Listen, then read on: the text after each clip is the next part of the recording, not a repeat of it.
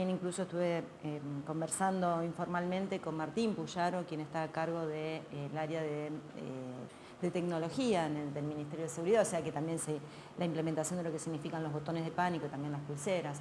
Esto significaría un avance porque hasta el momento los botones de pánico, que se utilizan básicamente cuando las mujeres solicitan la restricción de acercamiento de parte del agresor, tanto a ellas como al núcleo familiar, a niños, niñas, niños y adolescentes, no son cumplidas, digamos. La justicia emite muchísimas restricciones de acercamiento, pero son incumplidas porque el sistema en sí falla.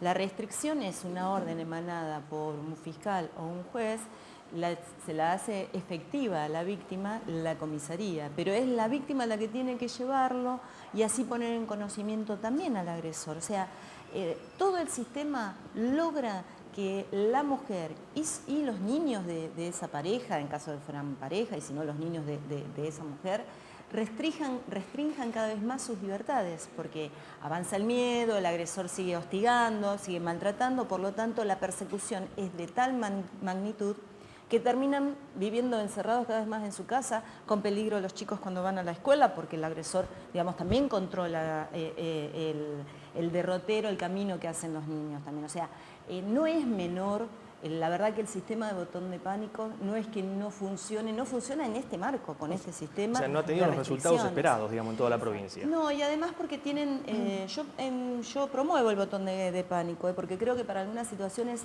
sigue siendo beneficioso, es una herramienta más. Hay que cambiar la tecnología, es una tecnología hoy por hoy muy sensible que se dispara ante cualquier movimiento, digamos. Entonces, y además, bueno, la policía no es que responda. Claro, si se dispare o no, digamos, sensiblemente, sea sensible o no, la policía no es que llega inmediatamente, digamos, ¿no? Entonces también hay que ajustar ese control. Pero bueno, las pulseras van a ser un beneficio, sin lugar a dudas. Nosotros vamos por lo que significa la violencia de género, pero seguramente también se puede utilizar en otros casos de violencia que no sean las específicas de género. Incluso en la ciudad de Buenos Aires se está estudiando este tema también, ¿no? De poder implementarlo. En Mendoza hay una experiencia que se inició en el segundo semestre del año pasado, no tenemos todavía evaluada la magnitud, pero para el mes de julio habían incorporado 100 pulseras, una de las primeras ciudades que las incorporó como para poder avanzar, ¿no? Habrá que ver también cómo se hace el monitoreo de esas pulseras, porque el sistema que actualmente existe, que es un sistema privado, también involucra el monitoreo y el tema de lo que significan los datos, son datos íntimos, hacen a la vida de las personas y tienen que estar restringidos y al uso del Estado, tienen que ser manejados por el Estado. Doctora Daniela Montenegro, desde el punto de vista jurídico, ¿qué ocurre cuando las prohibiciones de acercamiento del hombre hacia su expareja, hacia su víctima, no son cumplimentadas? Y es algo que pasa habitualmente, o sea, es como decía acá ella, son cuestiones que la persona, la víctima, se cansa de hacer las denuncias una vez que le toman conciencia, o sea, que toman los recaudos después de agotadas muchas instancias y muchas denuncias, se lo llama a la persona, se la puede hacer trabajos comunitarios, el juez puede determinar que vayan a talleres interdisciplinarios en una cuestión de recomponer la familia, de ver a ver por qué son esas agresiones y qué se limita a la parte agresora con la víctima. O sea, se toman algunos tipos de medidas, pero generalmente las medidas, como la ley, va llegando después de que los sucesos se van dando.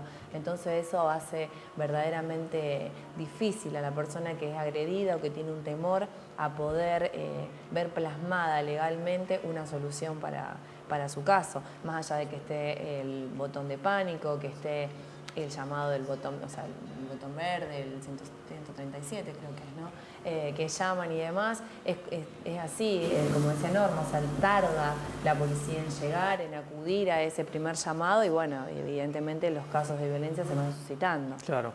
Ahora, las denuncias por maltrato, ¿puede hacerla directamente la víctima o también personas ajenas hacia el núcleo familiar pueden realizarla? En realidad, la persona, con un vecino que tiene conocimiento, puede hacer la denuncia. Después, obviamente, que se la van a llamar a las partes a los efectos de que rectifique y qué es la medida que va a solicitar. Ya sea una restricción de acercamiento, ya sea una exclusión del hogar, claro. Se van a tomar los recaudos necesarios. También en el caso de que una persona sea atendida, porque los golpes que le haya ocasionado el agresor hayan sido tal que haya tenido que ser hospitalizado, haber sido atendido, el centro de salud, la persona que sea encargada o el sanatorio, los ministerios públicos también tienen la obligación, al tomar conocimiento de un hecho de estos, hacer la denuncia respectiva. Ahora, hay datos increíbles, ¿no? Preocupantes. Durante 2015 se iniciaron unas 10.000 causas por violencia de género y violencia familiar en la ciudad de Rosario, justamente. Sí. Norma, ¿por qué llegamos a estos niveles alarmantes de maltrato, de violencia? Yo creo que tiene que ver con... Bueno, nosotros vivimos en una sociedad basada en la inequidad, digamos, ¿no? Y es paradójico, porque durante muchos años, en los últimos 10, 12 años, hemos tenido muchas leyes nuevas a las cuales hemos podido incorporarnos, grupos que antes no estaban incorporados, o sea, las mujeres tenemos más derechos, los niños y niñas han pasado de ser tutelados a ser sujetos de derecho pleno, o sea que hay que pedirle su consentimiento, hay que consultarlos. Bueno, lo que recién comentaba Daniela, digamos, las denuncias ahora ante violencias de género, casos de violencias, las puede hacer cualquier ciudadano a partir de la ley 26.485, porque hace un corte transversal sobre los derechos humanos de las mujeres.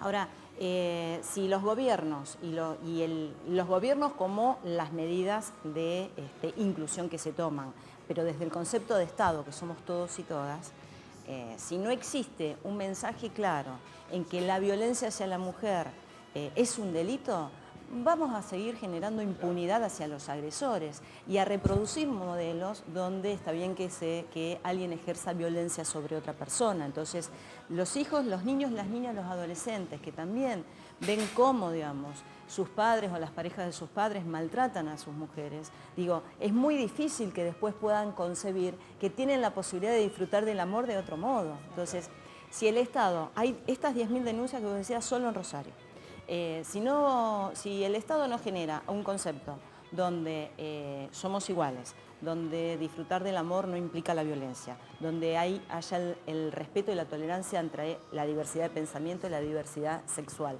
Digo, el reconocimiento de las diferencias, pero si no hay un mensaje donde ante la primera agresión el agresor tiene una sanción, va detenido y lo que hacemos después es detenerlo una vez que la mata. Digo, no nos sirve. Sí, yo creo que hay que concientizar a las personas, o sea, que en la forma en que se relacionan, ¿no? O sea, que no sea a través de la agresión, sino que hay otra forma en donde hay que hablar, donde la otra parte tiene que entender si es no, o sea, porque el tema de la violencia está radicado en muchos aspectos, no solamente en la agresión física, sino también en la psicológica, en la económica. Hay partes que esas personas que restringen a la otra parte económicamente, limitándola, no dándole más allá de lo que necesita para lo diario y limitándola en ese aspecto a que ella no pueda poder disponer o poder tomar otro tipo de iniciativa. Pero bueno, también otra cosa que sucede es de la cantidad de denuncias por violencias que se dan. También hoy en día, por este auge que se dio, también hay muchas denuncias por violencias que no son tales así.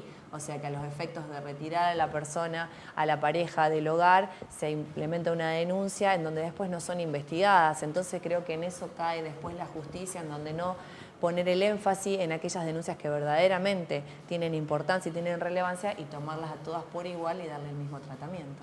Claro, puede haber, digamos, un tipo de violencia falso en cuanto a eso, ¿no? O sea, sí. Es increíble que suceda eso, pero bueno. Desde mi lado, por ahí lo veo, cómo se usa.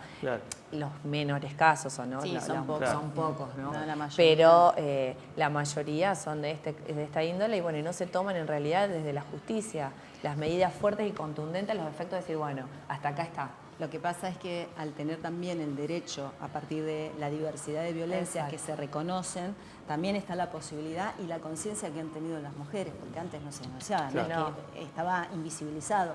pero me parece que estas situaciones que plantea Daniela son las menores, digamos. La Exacto. cantidad de denuncias existen, son concretas. No, sí, eso sí, seguro. Bueno, han sido muy amables, ¿eh? Muchas gracias por acá, por ustedes. estar aquí en este espacio, ¿eh? Así que, como siempre decimos, las puertas están abiertas, ¿eh? Gracias por el Muchísimas espacio. gracias.